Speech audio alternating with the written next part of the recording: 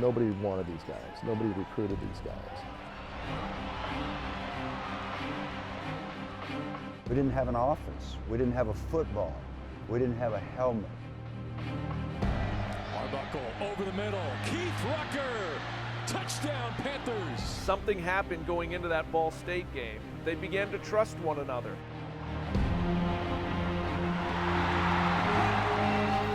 Time in the pocket to find his man, Robert Davis, who breaks away. You get knocked down, you got two choices. You can lie there and wallow, or you can get yourself up and do what you're supposed to. Georgia State football can really explode as a power in the non-Power 5.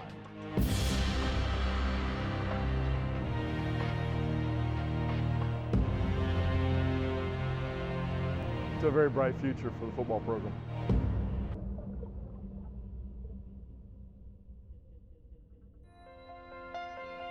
For over 100 years, Georgia State University has stood.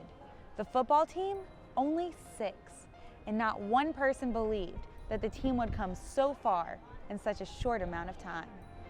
It was the will of the students. The students voted on it. And Dr. Carl Patton conducted the testing, and a very high percentage, I think it was around 85% of the students voted in favor of football and voted in favor of increasing the student athletic fee. And that's a big deal because it's hard to pay your way through school these days. When there was that kind of consensus, it was obvious to my wife Carolyn and to me that this was something that needed to happen. We've come in just an incredible distance in not very much time at all. The decision to play football at Georgia State was made by my predecessor, Carl Patton. When I arrived January 1st, 2009, we did have a coach, Bill Curry, and I think he had one recruit. As Coach Curry told me the first time we met, we don't have uniforms, we don't have a place to practice. We think we're going to play in the Georgia Dome.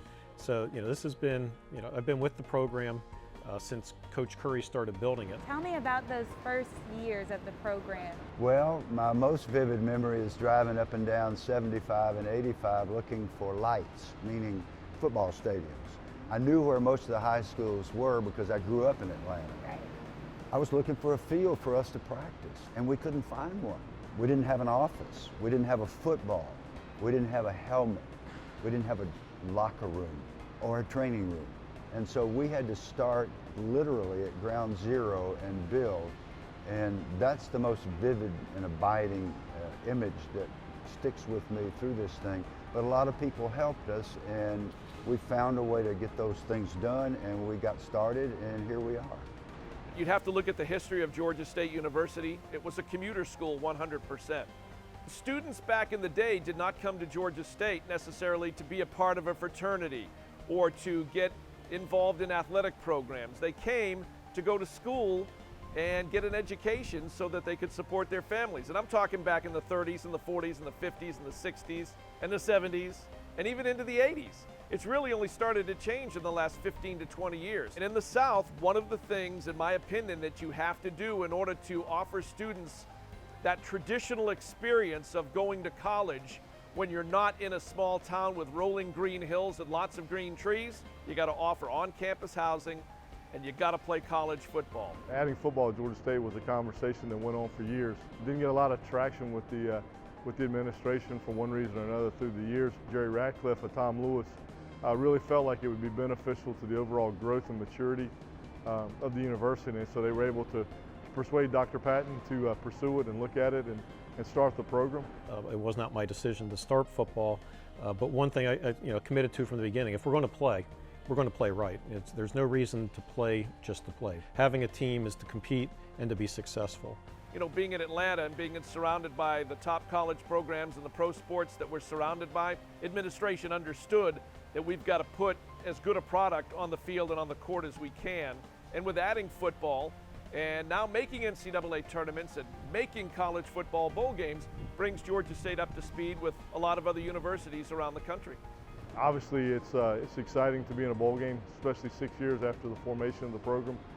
I think sometimes people get a little bit impatient and think that you should be incredibly competitive right away. That's people's basic DNA, and we're all competitive people. But to watch a process evolve and develop, and especially the way this process here at Georgia State has been expedited, people will tell you that it's normally a 10-year process to start from scratch and to be a competitive FBS program. And so to do it in our third year at the FBS level and really only the sixth year of having a program has been a truly inspiring fall for us within the athletic program.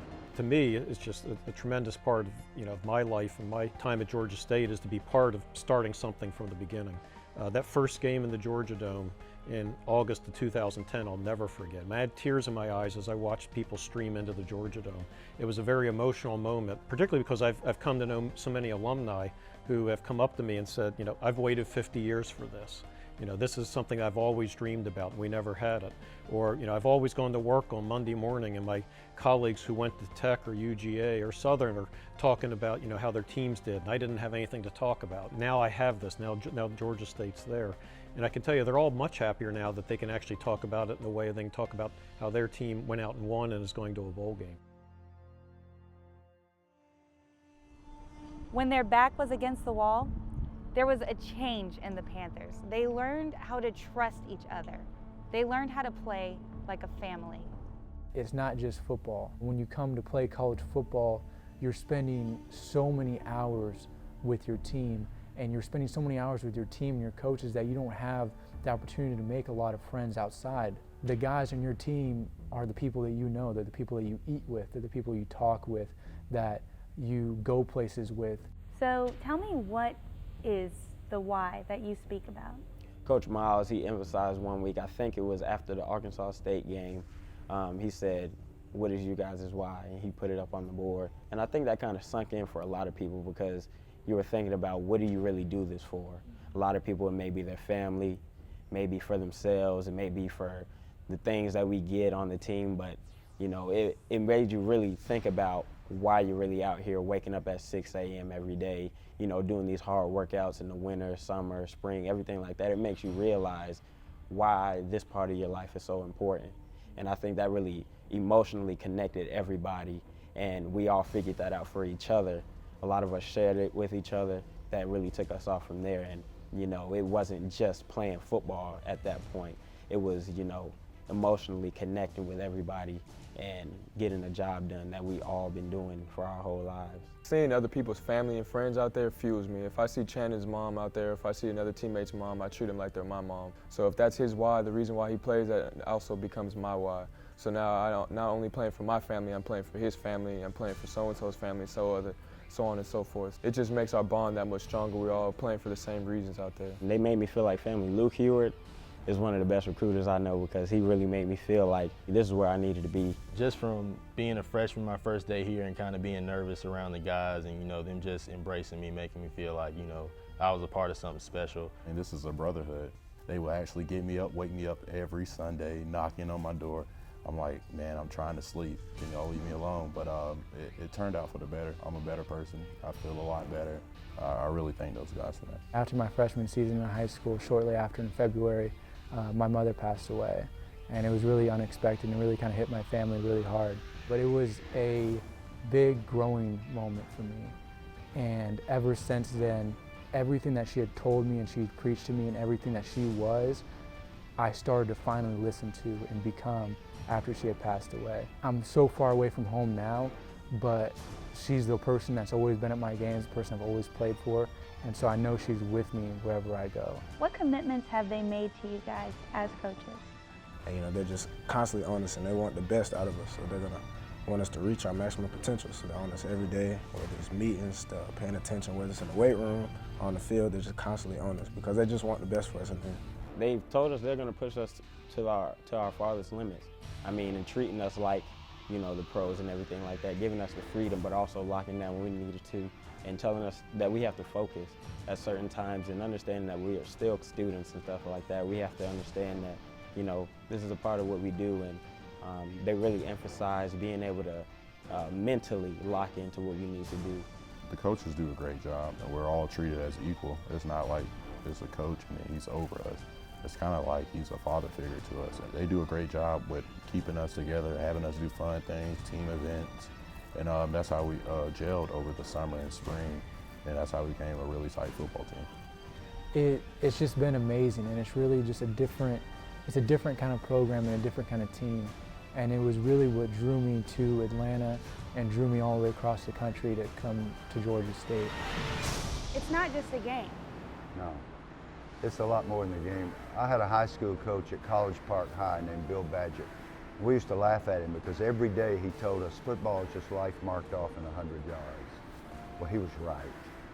You get knocked down, you got two choices. You can lie there and wallow, or you can get yourself up and do what you're supposed to. I can go to South Central Los Angeles, as I have, and recruit a young man, and then I can go to the hills of North Georgia and recruit another young man. They come in the locker room, they don't like each other.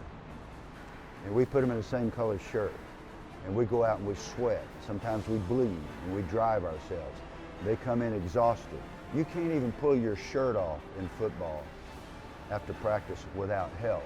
So you turn to your teammate, this guy that you don't like, hey, how about a pull? And you help each other with the jerseys, and you start to realize after a while that that sweat smells the same in everybody. And when you get busted in the mouth, that blood's the same color as your brother. And those two guys who thought they hated each other become brothers. They love each other, and it lasts the rest of your life. That's the best stuff about football. It's a way of life. You know, it's a way to teach each other discipline, commitment, teamwork, and coming together with people. You know, you don't remember all the scores and all the games, but you remember all the people in that locker room. It brings everybody together. It's a common bond, but you know, it teaches a lot of values that will carry over into real world. We've got great young men that have persevered through very hard times, difficult times. And you can't do that if you don't have high character. When things go bad and you're low character and not real intelligent, you'll start pointing fingers and blaming everybody else. These guys found a way to fight themselves out of a hole, you know, the losing hole. And they found a way to come together. They understood the message and they accepted the message and believed in it and went out and performed it. It shows that humans can do anything when they put their minds to it. You know, and they found a way to come together to do that. They knew they couldn't do it one at a time. They had to do it together as a team. And then when the team buys into that kind of acceptance and brotherhood, the first thing you notice about the team is it's almost impossible to beat them. So from high school to college to the NFL, those things happen with good teams. You know, I think the thing that always amazes me about teams, especially successful teams, is when they build a bond of trust with each other. Kids trust themselves, they trust their teammates, and then they trust their coaches. And I think if you ask the guys and you ask the coaches, that word trust gets used a lot with this group, and I think it's really apropos for what they've been able to accomplish.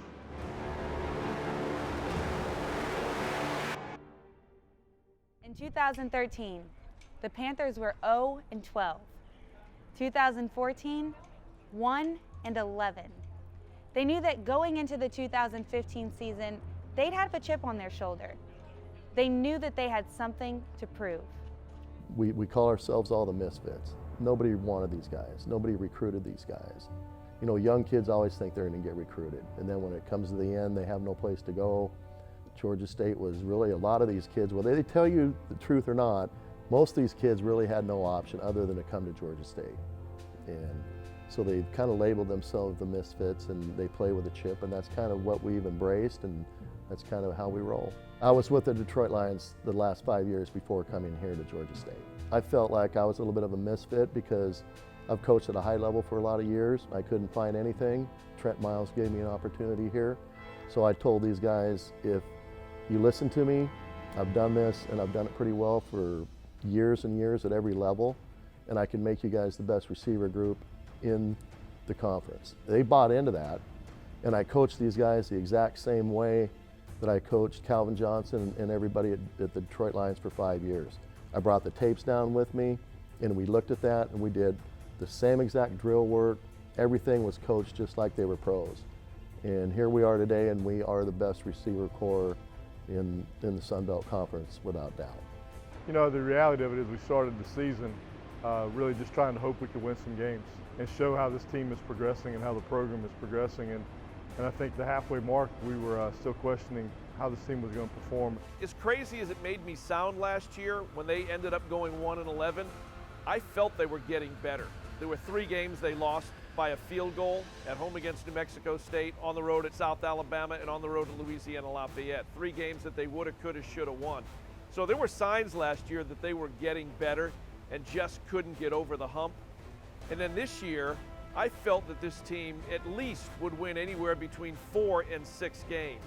Of course, 2 of the games I thought we might win, Charlotte and Liberty, we did not win.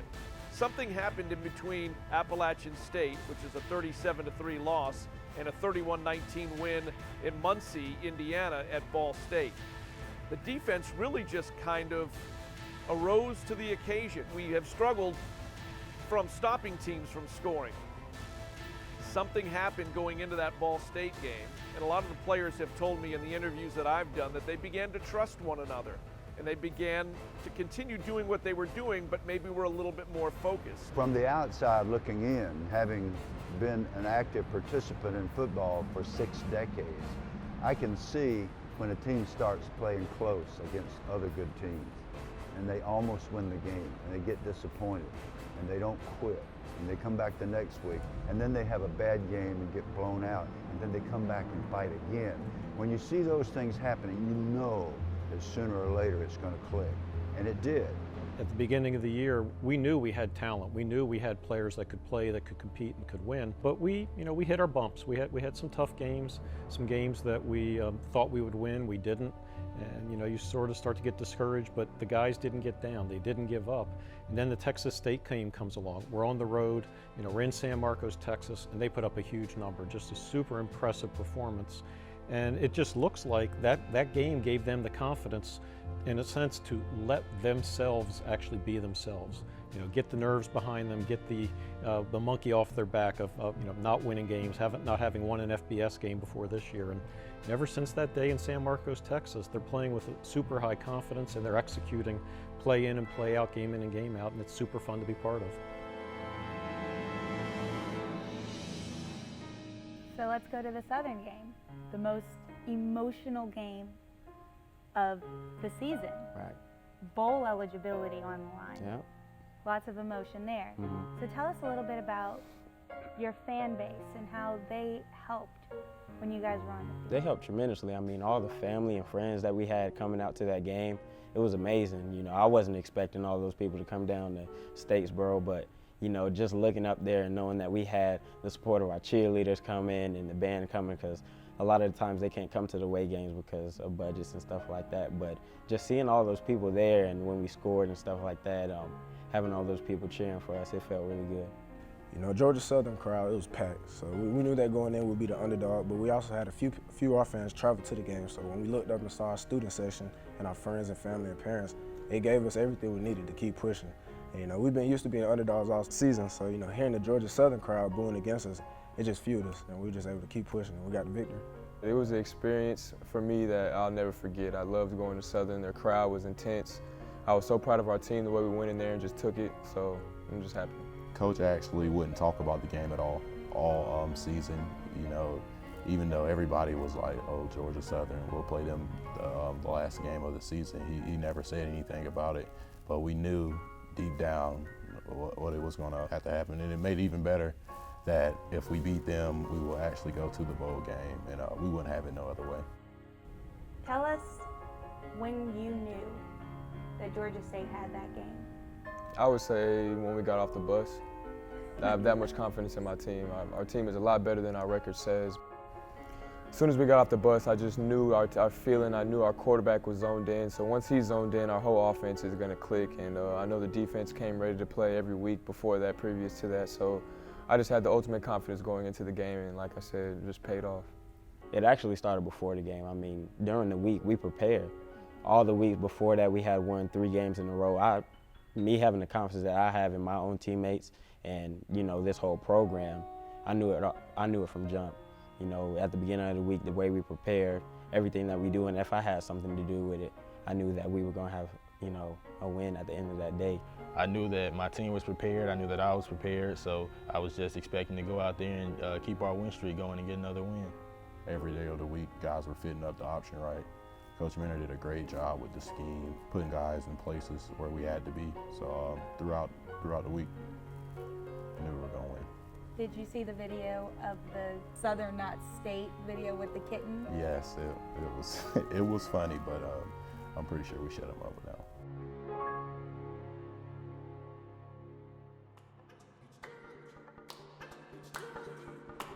You know, the thing about Trent it's always amazed me. He stayed pretty constant. It certainly was a struggle.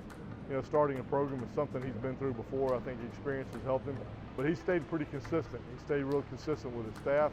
He stayed real consistent with how he's dealt with the players. I never noticed a sign of panic during the year. Coach Miles has been very upfront in the interviews that he's done, is that we haven't changed anything. They are doing the same thing they've been doing all year, even going back to the off season. I'm very excited about what Coach Miles has done so far and what his staff has been able to do, and where they've gotten to the young men to the point where not only are they talented athletes and great character guys, good in the classroom, but they're executing as a football team and really playing as a team. Guys like Joseph Peterson and Robert Davis and Donovan Harden and Nate Paxton, just everybody. There's so many leaders on the team that do a great job of keeping everybody going in the right direction. You know, football is a big operation. You've got 120 kids, you've got 15 or so staff members, and so there's a lot of voices and a lot of opportunities, and somebody's got to stand in the middle and manage that process and lead that process, and that's probably the stability of Trent's personality and how he manages those relationships has been instrumental in how this team has turned itself around. I'm especially grateful to Trent Miles. He didn't have to invite us to come on this trip. He's the coach of the year in the conference, and he should be. And for him to invite us and to welcome us with open arms is another dimension of his uniqueness. So I'm grateful to the university, but I'm also grateful to this coaching staff and especially the head coach. They're standing tall, they're standing proud, they're standing up there knowing that when Georgia State goes on the field, it not only has a chance to win, but they expect to win now. And that's a beautiful thing for Georgia State and for those players. The Auto Nation Cure Bowl isn't simply a football game, but it's a week of celebration, recognition, and coming together for a great cause. This group had already put the cart way before the horse, and they had a charity partner identified, and they wanted to do it for breast cancer research because some of the individuals had mothers and sisters that had been diagnosed with breast cancer. And so this group of women, 5 of them with bandanas on their head that were battling chemo, came to me and said, "Hey coach, we know you got a lot going on, but cancer takes no holiday." And so that pierced my heart, and I went home and told my wife, if we can make the game about that, then I think that we have something. What do you see in the future of this bowl? What does the future hold? We're going to give some big checks today. You're going to see a big check given by Auto Nation in the second quarter and another check given by the Orlando Sports Foundation at halftime. And we just want to set the bar and raise it each year that we have this game. And when there is a cure found, as I say when, do you hope that other bowls will adopt this theme? Sure. Other diseases? Yeah, Callie, another great thing. I think there is an opportunity to cure cancer if we just stay after it. We've even talked about that. Hey, when we cure cancer, what are we going to do? Well, let's go with heart disease, and we'll just turn everything from pink to red, right, and just go heart disease. So the Cure Bowl can last because there's a lot of things out there that need to be cured. What do you anticipate that this team is going to bring in the future? Well, we're bringing back a lot of starters. We're bringing back a lot of depth. The signing class on the first Wednesday in February is going to be an impressive class that will allow us to continue to build and continue this program on the path that it's now started on. So I'm just super bullish about the future. And so with the foundation, with the youth we have and the experience we have and really knowing how to win, nothing but the best for the future. Well, I think it's on the rise. I think this is a young team. I think this is a team that has finally believed that they can play with anybody at our level. Georgia State football can really explode and get onto the scene as a power in the non-Power 5. We went out Monday and Tuesday, and the reception that we got from all these Georgia high schools was phenomenal. It was unbelievable. The recruiting's going to go up. We're going to get better players than we have right now, and so this thing's going to take off. We've had a lot of people, a lot more attention from everybody. So, we actually feel like we have a more of a fan base now, and it's exciting to actually know that people want to come and watch you play, want to see you succeed. So it's just exciting, and I'm just glad. I'm just happy we beat Southern. Look at our record, not our record as in this season, but just from where we started. They didn't even have a practice field, they didn't have a weight room. I know you heard the term, get it out the mud, so that's exactly what Georgia State did, and they did it for 6 years. Get more wins. I mean, expanding as a program, getting more recruits in, winning seasons from here on out, and that's what I should be expecting from me and the rest of my teammates. People haven't even seen nearly what Georgia State can be. You know, even with this year, our record, it doesn't really show how good of a team that we really are. The sky's the limit. It's a really bright future for Georgia State. Well, to keep growing, it's downtown Atlanta. So, I mean, who doesn't want to be in Atlanta? And now you bring in a good football team, a good basketball team, great athletics. So you keep every kid in Atlanta. Everything about Georgia State, the progression that it's making as a university, and we're just expanding to become one of the biggest universities, or the biggest university in Georgia and one of the biggest in the country. And we're constantly building more buildings, more dorms, more classrooms. And now the football program and the basketball program as well, all the athletics are performing so well and are progressing with the university, and just everything in a whole is just going upward and going in the right direction.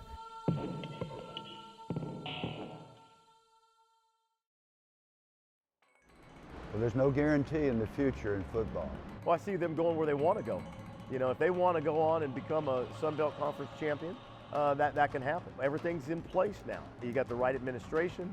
You know, we've got the weight room going. You've got the right coaching staff. You got the right student athletes in place. We're on the right track, and you know, the end being Turner Field. That will help Georgia State enormously, not just in a sport world, but in every way with the student body. The next thing for us is real simple. We need to do what we need to do to be able to acquire Turner Field and start building the facilities that, you know, an aspirational Division I program has. We've got to keep the program growing with improved recruiting, keep this coaching staff intact, and build a powerhouse. And that's something that's very much within the realm of likelihood.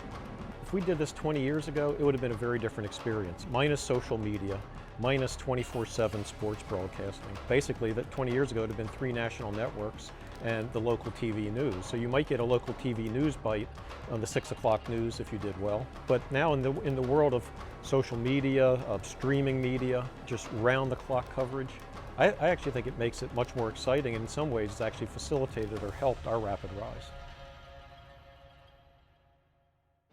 I was just excited to know that in 5 years we could make it to a bowl game. Me and my family were huge Arbuckle fans. Since 2010, to watch every single game. Regardless of the outcome in tonight's game, Georgia State is a winner here today. I have followed them religiously, and this is like a dream come true.